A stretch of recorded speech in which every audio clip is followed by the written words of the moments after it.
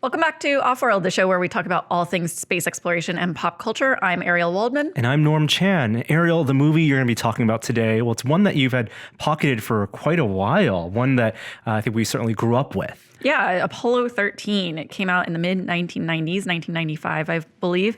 And it's amazing. It's an interesting film because it feels like a documentary, but it gets the cinematic effect of getting to really tell this story from multiple angles. It's just certainly one of the best space docudramas out there, influential to us and also to your two guests today, familiar faces to the tested audience. Well, let's get right into it.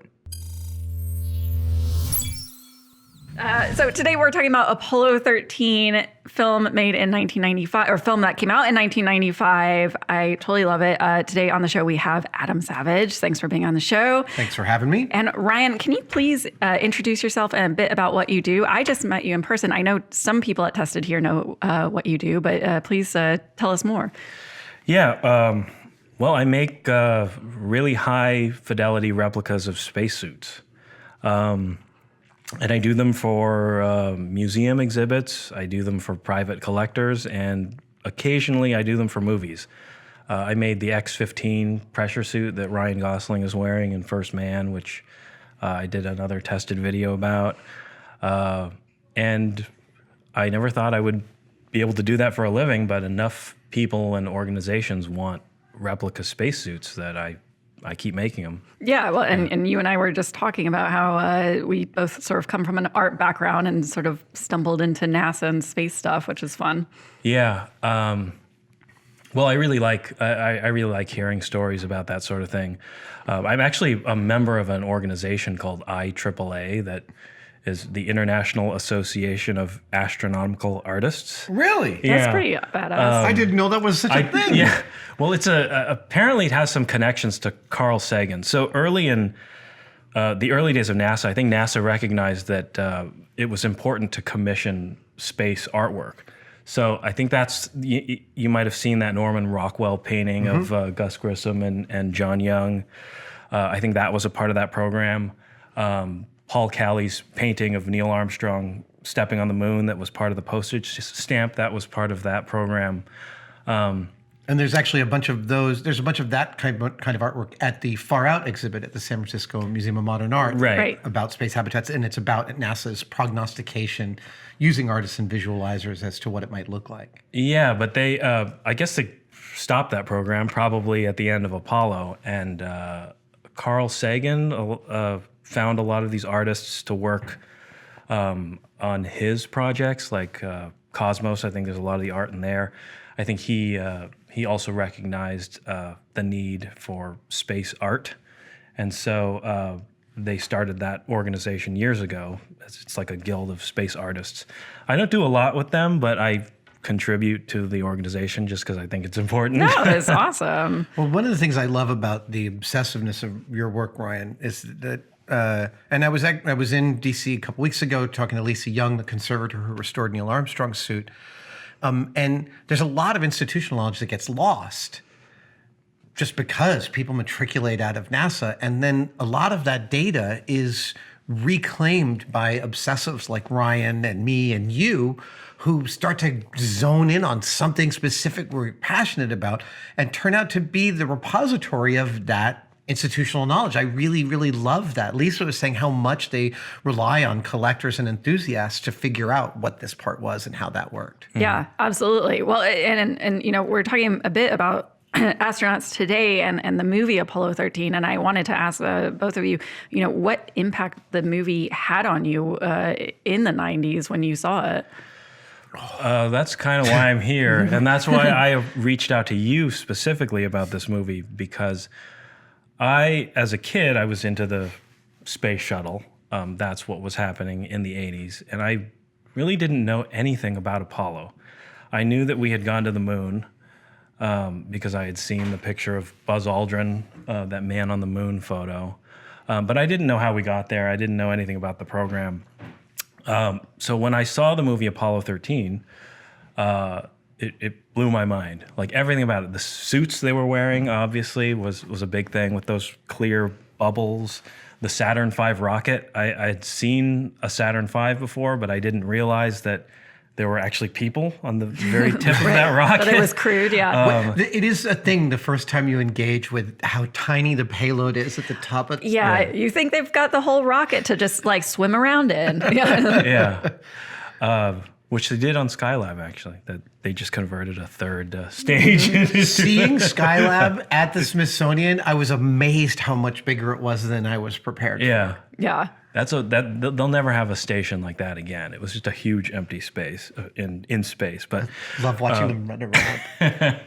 but anyway, it was that movie that introduced me to Apollo, and I made my first spacesuit replica ever was after I saw that movie because I really wanted one of the suits in that movie, which maybe we'll do another video on sometime with that suit because I still have it. What did you make the suit out? Like you said, you were pretty young when you made the suit. Yeah, I was 14. So I made it out of like painter's coveralls, like extra large painter's coveralls that I cut up and re-glued back together.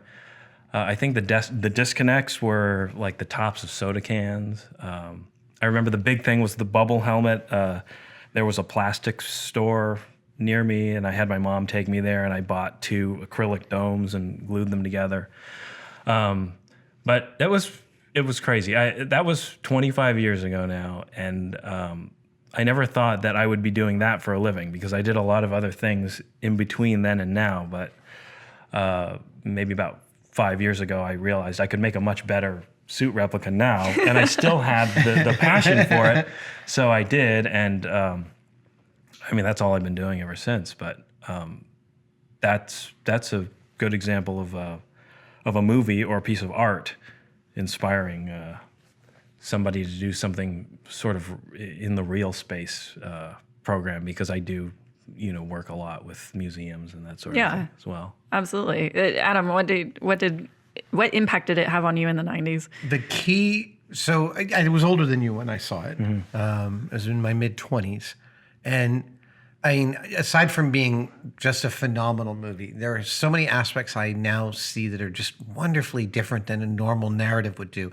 The whole narrative of Gary Sinise troubleshooting how to the correct sequence of switches to maintain the right amount of power with the limits that they had. That scientific approach of using the control at home to, and this is JPL's entire model, right? It's NASA's model, and it's a brilliant one, and it gets to be such a significant plot point. So from an engineering standpoint, I really resonated with that. But of course, the moment that hit me the most was, you got to make an oxygen scrubber, and this is all that you have, and that problem solving. I'll spend my whole life hoping to be in that room at some other time to help solve that kind of problem. The ultimate hackathon. The ultimate hackathon, the ultimate in situ resource utilization. I loved that. Then once they solved the problem, it required a set of protocols, which was a list of things. And having built many lists of complicated sets of operations for my crew on Mythbusters and Untested and other ventures, it's non-trivial. And they had like minutes, not hours or days. And then even I just remember reading, like he's reading like line item 2, tear a piece of tape approximately 36 inches in length. And you're like, yep, that's exactly how you do that. And again, they sort of showed behind the curtain. They made the engineering at the end. They showed you that everyone was an engineer, and then they made that engineering such a part of the plot. It made me feel warmly embraced by the whole film. Yeah, Ryan, what did you think was particularly illuminating about the film to you? Well, everything. Obviously, that suiting up scene was big. I don't think I knew how they put on a spacesuit. Like I said, I didn't know that they had these clear bubble helmets. I like that whole launch sequence. I think it has a healthy dose of romanticism in it. I worked on First Man, and I really enjoyed that film, but one of the things that it definitely doesn't have is that romantic aspect to it. And I think sometimes you need a little bit of that. I think it inspires people. And so that launch sequence always gets me. I always tear up. I, like Adam, I liked how all the narrative of the film is based on these real life engineering problems that they had. I also like that, unlike, I saw The Martian, and there's obviously some similarities with that. But unlike The Martian, it's based on a real story. So each of these guys, they're not even named in Apollo 13, but if you look them up, they're all like real people. Like the guy who Gary Sinise is working with to find that sequence is this engineer, John Aaron, who was a real guy. And you can kind of just look on Wikipedia for the things he did. He was the guy who, during Apollo 12, when it was struck by lightning during the launch, he said that to Alan Bean that he should try switching from SCE to aux, and nobody in the room had any idea what he was talking about. And apparently, this blows my mind too, is that there were switches on the command module that most people didn't even know were even there. That's how complex the spacecraft was. But the only reason he knew, he happened to be in the chair at the time when Apollo 12 was being launched, and he, like a year earlier, was at the Kennedy Space Center, and he had noticed this odd telemetry pattern that would happen when the electronics were going wrong, and he figured out on his own that flipping the SCE to auxiliary switch fixed the problem. And really Probably nobody by else, thinking through the wiring diagram. in his yeah, I head. mean, it was just really on his own initiative. And so when Apollo 12 was happening and he saw the telemetry was having the same thing, he said, why don't you try that? And in the capsule, only Alan Bean knew what that was. Like the other two guys were like, what's SCE to aux? And he's like, I think I know what that switch is. And he switched it, and it saved the mission. Wow. So that's like, that was John Aaron. And he was one of the,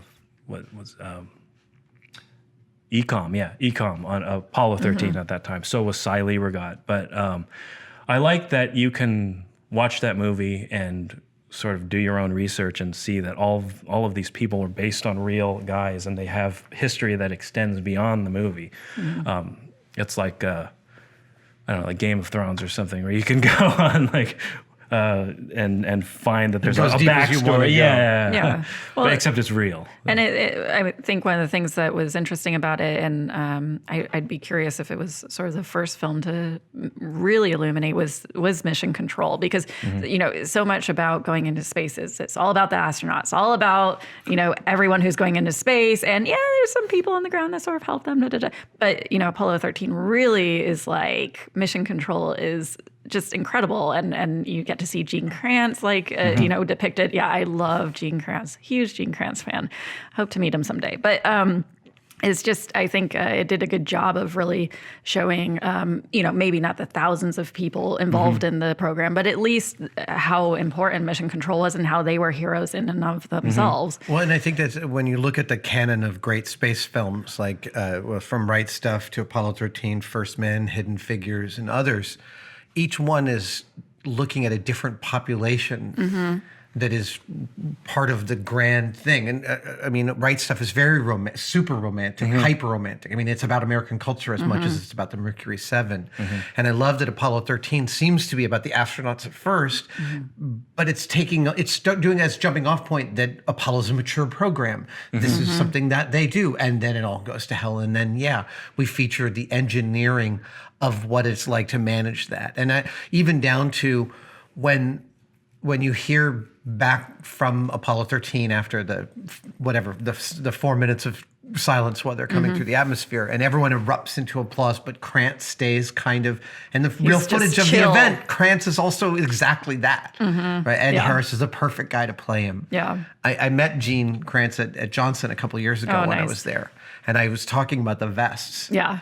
And he said that before they realized the vests were super valuable, that they gave a bunch away to the Goodwill. Yeah, I mean, why would you know? I think some are in the Smithsonian now. I know. And some of them are probably sitting in someone's closet down in Texas. Yeah.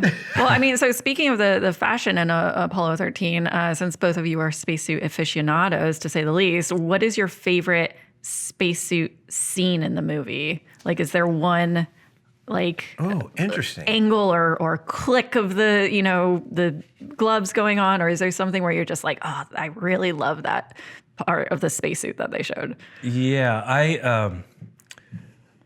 I like the whole sequence, but the things that were of particular interest to me, I remember, was the scene where the suit is being zipped up, because I think when I first saw that, I thought, I didn't realize that a spacesuit had a zipper on the back, and how would you be able to pressurize a suit with a zipper? But then when I got into the research a little bit more, I realized that those suits really did have pressure sealing zippers, like you would have on a scuba dry suit or something. They don't do that anymore. It was not the best system for suits. No, the Russians elided the zippers entirely. But and then of course all the disconnects. They show close-ups of the gloves and all of that working. It's all Chris Gilman's work from Global Effects. Am I right? Apollo 13 was the Cosmosphere. Oh. So Global Effects did From the Earth to the Moon, which was sort of right after. But yeah, all of the hardware in that movie was done by the Kansas Cosmosphere. They have a SpaceWorks division, and they don't make suits anymore. They only do spacecraft. It was a brief period of time where they made spacesuit replicas, and they did the ones in that movie. They're really good-looking replicas. Yeah. Well, they had I don't know how many suits in their collection there, and they used those as a reference. I still need to visit the Kansas Cosmosphere. I grew up in Kansas, and then I learned about it after I moved away. I was like, damn it, I'm not in Kansas anymore. I've wanted to go there, but it's sort of, I'm told, kind of in the middle of nowhere. Like it's not near Kansas City where I was around. I also really, when I think about the costumes from the film, I love just the normal suits they're wearing in the LEM while they're on their way back. Like all those shots of them sort of goofing around and eating food and getting tired and cranky. A couple of years ago, Ryan connected me up with a seller, and I purchased a pair of beta cloth astronaut pants. Yeah, similar to what they might have worn on there. Right? And these are not flown, but the astronauts did wear Well, that was called the Inflight Coverall garment. So the ICG. Starting with the ICG, the IFCG.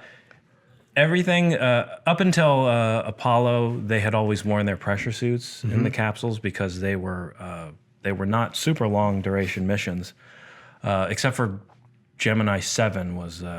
They designed those special suits for Borman and Lovell to wear because they knew they would be wearing them for like 2 weeks.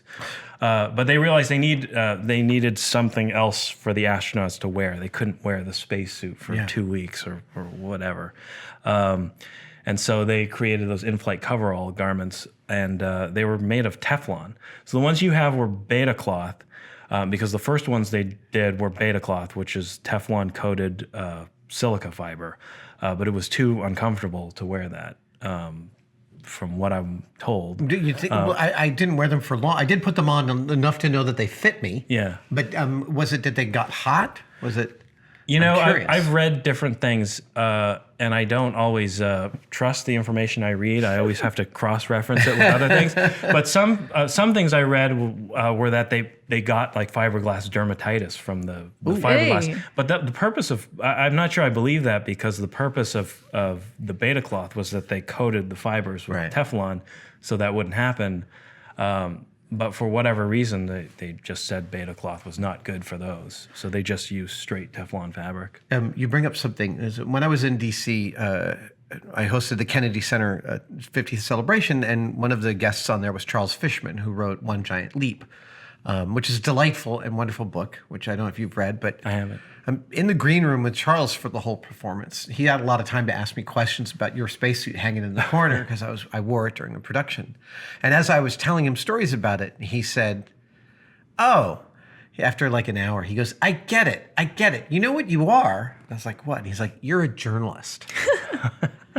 Interesting. Yeah. Part of this exploration that you're doing, you could call it journalism. And when you say, I don't trust everything I read, I cross-check it, there is a journalistic aspect to the way in which we gather the information of what's important to us. Yeah. And I loved that frame of considering it. Yeah, it's totally a research. I mean, if you're not heavy in research, then, what's the point, kind of. Yeah.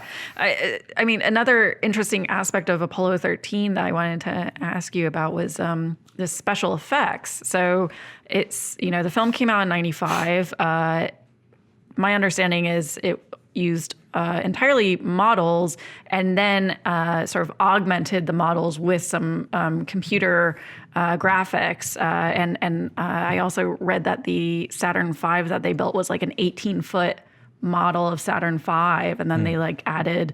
So when you see the Saturn V taking off, you're seeing a model with some computer graphics of, I guess, the steam and everything around it.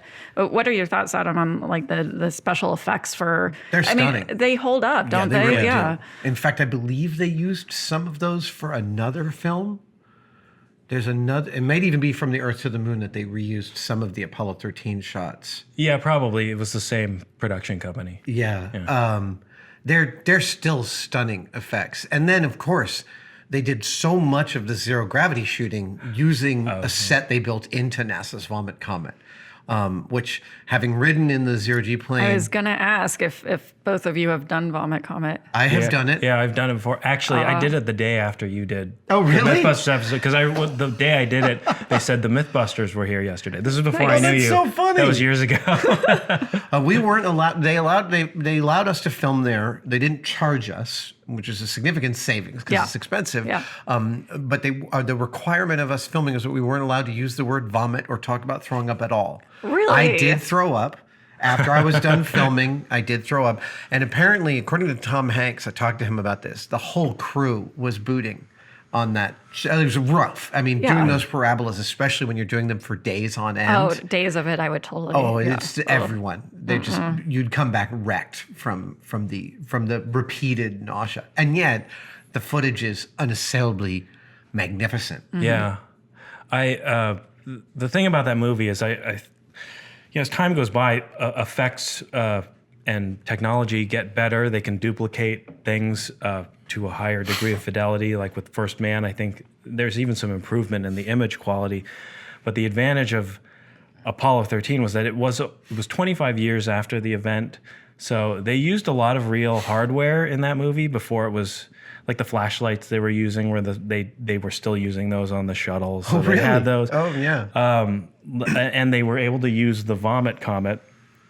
And I just don't think there will ever be a movie that does that again. So in a way, it's this historical document in some sense of what it looked like to be in zero-G and what all that hardware looked like. And the zero-G thing is, I mean, directors from the history of film have always worked in different ways. Stanley Kubrick, of course, like in multiple sets of shots is using like 5 different hanging rigs for 5 different shots in sequence. So your brain is never quite figuring out the magic trick.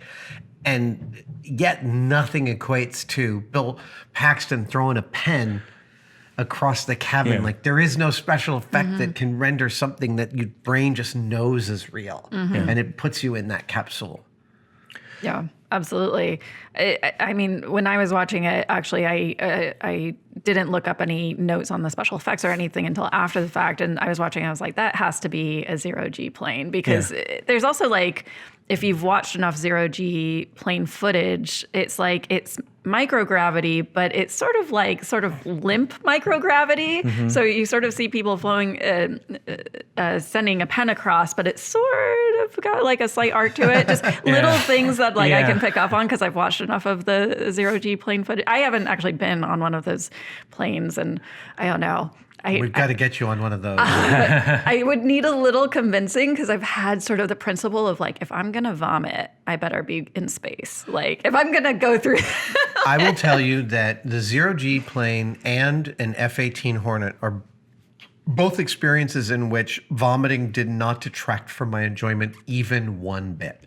Good to know. Like I would do both of those again on any day of the week at any time at the drop of a hat. Good to know. I've learned vomiting does get in the way of my enjoyment of some things. It gets in the way of my enjoyment of almost everything else. But the F-18 was like, this is the price of admission. Blah, that's pocket. Blah, here we go. Actually, on the ZeroG Plane, there's a moment in which I throw up into the bag and I look down and I realize, oh, there's nothing holding this in the bag, so I better close it physically. Yeah, that's perhaps the most important thing. And yeah, you see people vomiting in Apollo 13. Well, you see the one guy vomiting in Apollo 13, and you're just like, oh, yeah, I think that was real too. It was Bill Paxton. That really was did throw real up. vomit? So the thing, the thing about having been on countless movie sets and commercial sets and MythBuster sets in which discomfort was part of the job that day. I read a lot of behind this, like you read the interviews with the actors and Ron Howard about shooting on that ZeroG Plane, how many days they were doing it. And the Cinefex covers it at some depth. And what you read between the lines is that it was miserable. I mean, it's one of those things of like, you can talk about it and you're glad you did it and the footage is unassailably great. But holy hell, like after days and days and days, no one was anything but broken by that. Like it's brutal. Yeah. So my final question is, what space history moment deserves essentially the Apollo 13 treatment, in so much as what space history moment hasn't had a movie made about it that deserves something like an Apollo 13 movie? I guess I'll start while you both think. For me, I don't know, there's a lot to pick from, but I would maybe choose Voyager and like the making of the Golden Record and like fighting with NASA about what goes on the Golden Record or what they're allowed to do or not, or even the Pioneer plaque for that matter. You know, I don't know if I have a good answer for that, because the longest time I had wished they made an Apollo 11 movie, and they eventually did. It's so magnificent. Although that movie was more about Neil Armstrong, it wasn't as much about. Oh, you're talking about First Man? Yeah, because I love the new Apollo 11 film, which of course footage. is documentary with some nice elements to it. But yeah, I had always wanted to see an actual lunar landing. Covered cinematically with, and they fortunately you got did your that. wish. Yeah, they did that. So I have always been super compelled by that shot of Ed White on the very first extravehicular spacewalk. For some reason, I find that shot of him at the end of the umbilical, holding that little rocket camera, so compelling and so lonely and intense. From an engineering standpoint, the idea that he's the first one to exit the cabin, scary, from where he is, I find it it's never not terrifying to me. And so that photo, I'm just getting chills even describing it. That photo to me is an amazing moment, and the triumph of engineering and his trust in the engineering at that moment in time. Because that suit was not meant for EVAs. yeah. This is the last time we'd send a suit like that out there, unless it was a terrible emergency. I did think of something though, because you talked about Ed White, and then I thought about Alexei Leonov, who did the first spacewalk. But I thought we haven't really seen a lot of movies about the Russian space program. Yeah. And I know there are some. I think there's one that came out, but it's a Russian film, and it didn't get a wide release here. I don't even know if you can see it here. About that first Russian spacewalk. But I would like to see some. I'd love to see one about Valentina Tereshkova, the first woman in space, because supposedly her family didn't even know she was going. She couldn't tell her family she was going into space, and they heard about it on the radio. Supposedly, she was like, "Oh yeah, I'm just doing something," and it's like they learned she's like. That would be amazing as a movie. They must have had a moment of disconnect where they're like, "Well, there must be someone else with that name." Maybe. Who knows? Who knows? Well, thank you so much for being on the show today. Oh, thanks for having us. Thank you very much. Absolutely. We're talking about Apollo 13. Of course we're coming. Of course. So what I really loved about that conversation was talking about how a lot of the special effects really held up in Apollo 13, and how it's this great film you can watch today and just enjoy it just as much as you did in the 90s. It's a testament really to the filmmaking lengths they went to, from going up in the vomit comets to get real microgravity, something that you said, even watching it, your brain knows it's a real thing, to the fact that they wanted to recreate everything and not use actual mission footage, not shoot in mission control. That, I believe, really speaks to Adam and Ryan as prop builders and replica makers. Yeah, I think it's really impressive to have a film that you just do right, and now, decades later, it still holds up. It's still great. And really, it still is a great thing to show kids and show adults, anyone who didn't actually get to live through the Apollo era. It holds up as actually a really fantastic way of introducing people to something that they didn't live through. And it's not like you're choosing either or, right? Because in the example of, you guys mentioned First Man and the Apollo 11 documentary, there's ways to experience space history with something that's a documentary, which has directorial flourishes in there, and something that's a fabrication, a retelling. And I think growing up watching Apollo 13 as a kid, you couldn't tell. Yeah. It was just so good, and definitely influential. Wonderful conversation. And we have more of these conversations on Offworld, other episodes. If you want to listen to Offworld as a podcast, you can always go to tested.com/Offworld and follow all of us there. But thanks for listening.